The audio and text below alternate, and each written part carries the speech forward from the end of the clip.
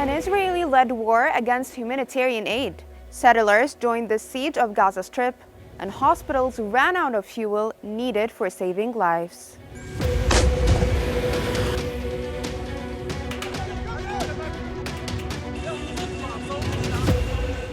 As the war of iron and fire continues by Israel against Gaza Strip, the occupation began a war of another kind against all forms of humanitarian aid to save the Strip's residents.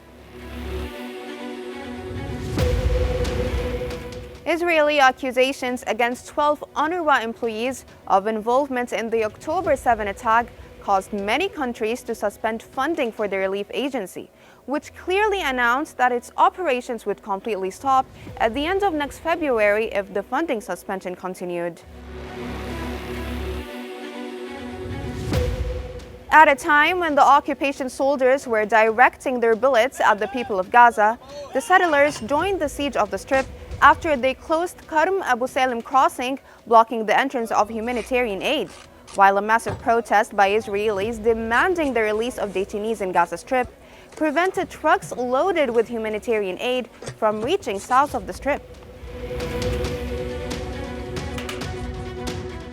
In continuation of the occupation's crimes, Israeli drones continued bombing the vicinity of Al Amal Hospital and Nasser Medical Complex in Khan Yunis to prevent the provision of medical services to patients and the injured.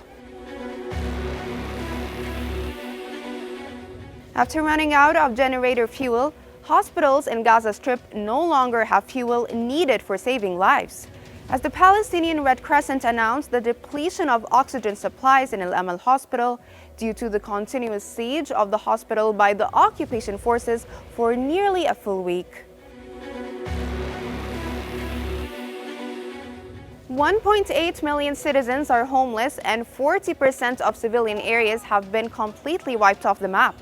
This was confirmed by the Palestinian Minister of Public Works and Housing, who indicated that these statistics remain preliminary estimates without conducting an accurate field survey of the extent of the destruction in the Strip so far.